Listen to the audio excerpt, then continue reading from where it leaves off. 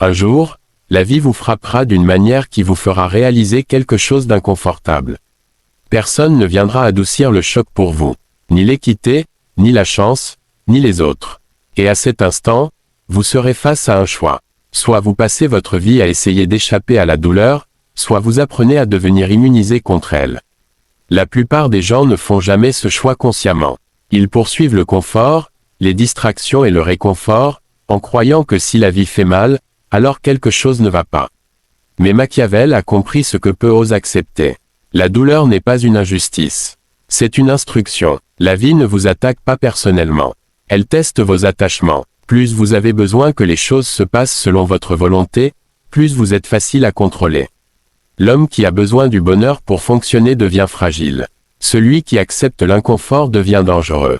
Quand la vie fait mal, les gens resserrent leur emprise. Ils réfléchissent trop, réagissent trop, et essaient désespérément de réparer ce qu'ils ressentent. Mais c'est là qu'ils perdent leur pouvoir.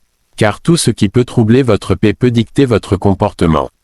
Si le rejet vous brise, le rejet vous possède. Si l'échec vous humilie, l'échec vous contrôle. Trop vous soucier vous rend prévisible. Et la prévisibilité est une faiblesse dans un monde qui respecte davantage la force que les intentions. Se soucier moins ne signifie pas devenir froid ou vide. Cela signifie refuser de laisser une douleur temporaire définir des décisions permanentes. Cela signifie prendre du recul et observer au lieu de réagir. Au moment où vous cessez de demander pourquoi la vie est injuste et commencez à demander comment cette situation vous affecte, quelque chose change en vous. Vous cessez de résister à la réalité et commencez à l'utiliser. Comprenez ceci clairement, la douleur n'est pas votre ennemi. Votre dépendance émotionnelle au confort l'est. Les hommes les plus forts ne sont pas ceux qui évitent la souffrance, mais ceux qui ne sont plus surpris par elle. Le calme remplace la panique. L'observation remplace l'émotion. Le contrôle remplace le chaos. Et lorsque vous atteignez cet état, la vie perd son emprise sur vous. Si cela résonne en vous, écrivez en commentaire, je ne me brise pas, je m'adapte. Car c'est ici que commence votre transformation. Non pas en fuyant la douleur, mais en apprenant à rester immobile pendant qu'elle vous traverse. Numéro 1, le détachement n'est pas une faiblesse, c'est un contrôle. On ne vous a jamais appris à quel point l'attachement peut être dangereux. On vous a appris que se soucier profondément est toujours une vertu. Que tout donner aux autres, aux résultats et aux attentes vous rend noble. Mais le monde ne récompense pas la noblesse sans force. Il récompense le contrôle. Et le contrôle commence au moment où vous comprenez que la distance émotionnelle n'est pas de la cruauté. C'est une protection. Quand la vie fait mal, l'instinct est de s'accrocher plus fort, d'exiger des certitudes, de forcer du sens au milieu du chaos. Mais ce désespoir vous expose. Plus vous avez besoin que quelque chose fonctionne, plus cela a de pouvoir sur votre paix. Machiavel a observé que les hommes sont plus gouvernés par la peur de perdre que par le désir de gagner. Et cette peur les rend faciles à manipuler. L'homme qui craint de perdre l'approbation devient obéissant. Celui qui craint de perdre le confort devient stagnant. Celui qui craint de perdre les autres se perd lui-même. Le détachement change cette équation. Cela signifie que vous vous engagez pleinement, mais que vous n'êtes jamais possédé par le résultat. Vous travaillez dur, mais l'échec n'empoisonne pas votre identité. Vous vous souciez des autres, mais leurs actions ne dictent pas votre valeur. Vous poursuivez le succès, mais vous ne. La plupart des gens confondent intensité et force. Mais l'intensité sans contrôle est une faiblesse bruyante. La vraie force est silencieuse. Elle observe, elle attend, elle choisit quand réagir. Quand la vie fait mal, au lieu de demander comment arrêter la douleur, vous demandez ce qu'elle révèle. Qui disparaît quand les choses tournent mal? Quelles habitudes s'effondrent sous pression? Quelles peurs deviennent soudain visibles? La douleur révèle la réalité plus vite que le confort ne le fera jamais. Comprenez une vérité inconfortable, la vie devient plus simple lorsque vous cessez d'attendre qu'elle soit juste. L'équité est une histoire que les gens se racontent pour éviter la responsabilité. La réalité fonctionne sur les conséquences, pas sur les intentions. Vous pouvez tout faire correctement et quand même perdre. Vous pouvez faire confiance et quand même être trahi. Vous pouvez essayer et quand même échouer. Plus tôt vous l'acceptez, plus tôt le chaos émotionnel perd son emprise sur vous. Parce que vous cessez de prendre les événements personnellement. Vous commencez à les voir stratégiquement. Chaque revers devient une information. Chaque déception devient un entraînement. Et lentement, quelque chose change dans votre manière d'avancer dans le monde. Vous devenez moins réactif, moins désespéré, moins visible dans votre souffrance. Et cela vous rend difficile à lire, difficile à influencer, difficile à briser. C'est pourquoi se soucier moins est un pouvoir. Non pas parce que vous cessez de ressentir, mais parce que vous cessez d'abandonner le contrôle à vos émotions. La douleur arrive, mais elle ne reste pas. La colère apparaît, mais elle ne vous commande pas. La perte survient, mais elle ne vous définit pas.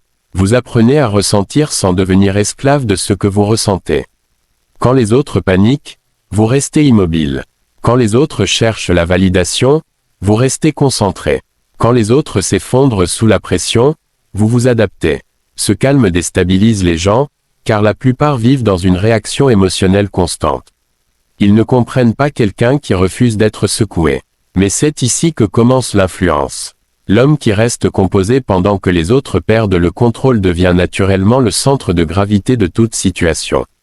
Rappelez-vous, devenir intouchable ne signifie pas devenir isolé. Cela signifie devenir autosuffisant. Votre stabilité vient de l'intérieur, pas des circonstances. Lorsque la vie vous enlève quelque chose, vous ne vous effondrez pas, parce que votre identité n'a jamais été construite sur ce qui pouvait être retiré. C'est le pouvoir silencieux que Machiavel suggérait, la capacité de tenir seul si nécessaire, et donc de ne jamais agir par peur. La peur est la chaîne qui lie la plupart des gens à des vies médiocres. Ils restent là où ils ne sont pas respectés. Ils tolèrent ce qui les diminue. Ils mendient du réconfort au lieu de bâtir de la résilience. Mais une fois que vous acceptez la douleur comme faisant partie du processus, la peur perd son autorité. Retenez ceci, moins la vie peut menacer votre stabilité émotionnelle, plus vous gagnez en liberté.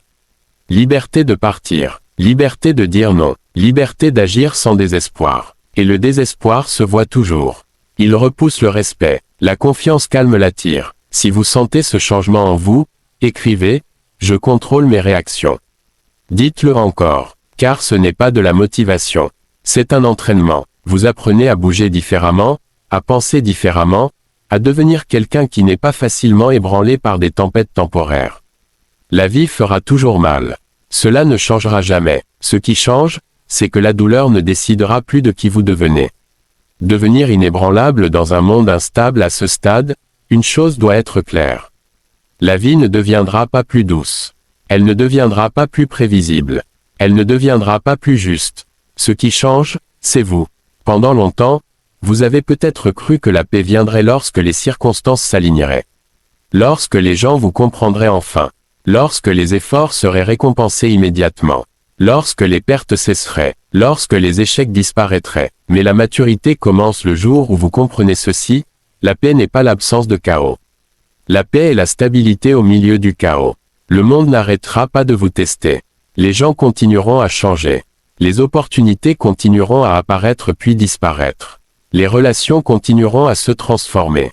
Les certitudes continueront à se briser. Et si votre équilibre dépend de ces éléments, vous serez constamment en train de tomber. Mais si votre équilibre dépend de vous, alors plus rien ne peut vous renverser complètement. La véritable transformation, devenir inébranlable, ne signifie pas devenir insensible. Cela signifie devenir stable. Il y a une différence immense. L'homme insensible fuit ses émotions. L'homme stable les traverse. L'homme insensible se ferme. L'homme stable s'ouvre sans se perdre. L'homme insensible supprime la douleur. L'homme stable l'intègre. Vous n'avez pas appris à ignorer la souffrance. Vous avez appris à l'utiliser. Vous n'avez pas appris à éviter les tempêtes. Vous avez appris à rester debout pendant qu'elles passent. Et c'est là que réside la différence fondamentale entre fragilité et force. La fragilité demande que le monde change. La force décide de changer sa posture face au monde. Le pouvoir du détachement maîtrisé lorsque vous ne cherchez plus désespérément l'approbation, vous cessez d'être manipulable. Lorsque vous ne craignez plus la solitude, vous cessez d'être contrôlable. Lorsque vous ne redoutez plus la douleur, vous cessez d'être intimidant pour vous-même. La plupart des gens ne sont pas retenus par un manque de capacité.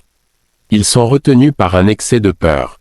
Peur du rejet, peur du jugement, peur de l'échec, peur de perdre, peur d'être mal compris. Mais quand vous avez déjà traversé la douleur, quand vous avez déjà survécu au pire scénario, quand vous avez déjà perdu et continué à avancer, la peur perd son pouvoir.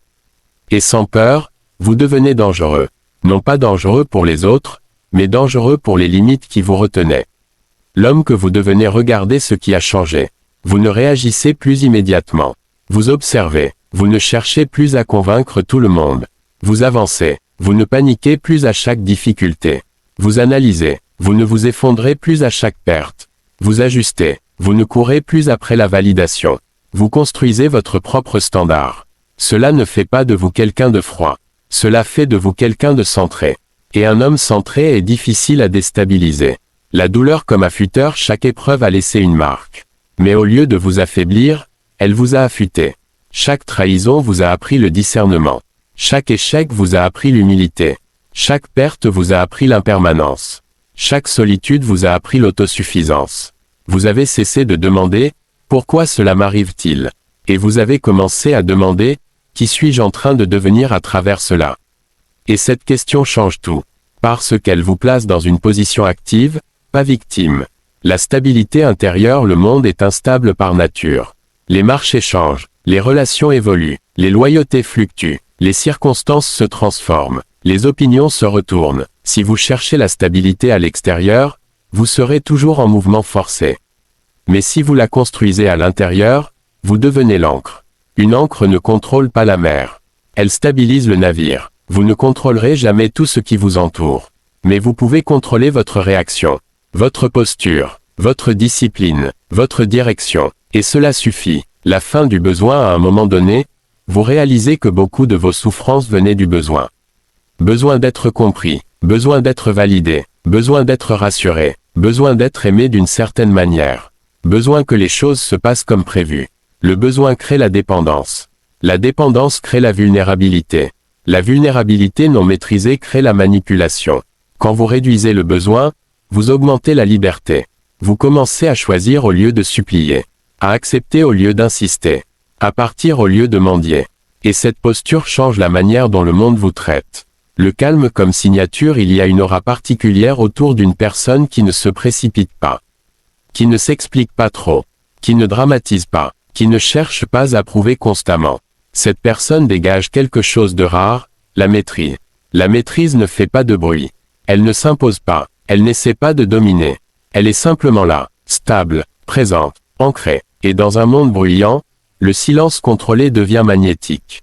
La discipline invisible, personne ne voit les batailles intérieures que vous avez gagnées. Personne ne voit les réactions que vous avez retenues. Les mots que vous avez choisi de ne pas dire. Les impulsions que vous avez maîtrisées. Les émotions que vous avez canalisées. Mais c'est précisément là que la transformation s'est produite. Pas dans les grandes déclarations. Pas dans les démonstrations publiques. Pas dans les confrontations dramatiques. Mais dans les décisions silencieuses. Choisir le calme, choisir la patience, choisir la clarté, choisir la retenue, choisir l'évolution, encore et encore. Le respect invisible, le respect véritable ne se réclame pas. Il se construit, et il se construit à travers la cohérence. Quand les autres voient que vous ne changez pas d'attitude selon l'humeur, quand ils voient que vous restez stable sous pression, quand ils voient que vous ne vous laissez pas provoquer facilement, quelque chose s'installe. Ils comprennent que vous n'êtes pas facile à influencer, pas facile à intimider, pas facile à manipuler, et inconsciemment, ils ajustent leur comportement. La liberté émotionnelle, la plus grande liberté n'est pas financière, ni sociale, ni géographique, c'est émotionnel. La liberté de ne pas être secoué par chaque commentaire. La liberté de ne pas dépendre de chaque approbation. La liberté de ne pas être détruit par chaque échec. La liberté de ne pas être paralysé par chaque peur. Quand vous atteignez ce niveau, la vie ne devient pas parfaite. Mais elle devient navigable. Le moment décisif un jour, vous vous retournerez sur votre passé et vous réaliserez que les moments les plus douloureux étaient les plus formateurs.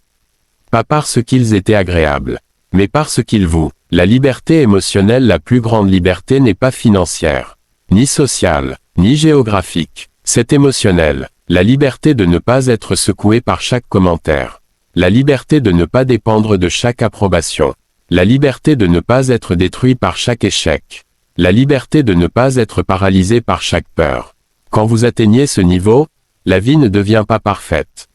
Mais elle devient navigable. Le moment décisif un jour, vous vous retournerez sur votre passé et vous réaliserez que les moments les plus douloureux étaient les plus formateurs. Pas parce qu'ils étaient agréables, mais parce qu'ils vous ont forcé à évoluer. Ils vous ont forcé à abandonner l'illusion, à renforcer votre mental, à clarifier vos standards, à redéfinir votre identité. Sans ces moments, vous seriez resté le même. Et rester le même aurait été la véritable perte. Le nouveau standard désormais, votre standard est différent. Vous ne cherchez plus la facilité. Vous cherchez la solidité. Vous ne cherchez plus l'approbation. Vous cherchez l'alignement. Vous ne cherchez plus à éviter la douleur. Vous cherchez à la comprendre. Vous ne cherchez plus à contrôler tout. Vous cherchez à vous maîtriser vous-même. Et c'est ce changement de priorité qui transforme votre trajectoire. L'ultime vérité, la vie continuera à tester votre patience, votre discipline, votre résilience, votre détachement, votre capacité à lâcher prise. Mais chaque test devient moins intimidant quand vous savez que vous avez déjà survécu à d'autres. La peur diminue, la clarté augmente, la stabilité s'installe, et à un moment donné, vous réalisez que vous n'essayiez jamais d'échapper à la douleur. Vous appreniez à vous élever au-dessus d'elle.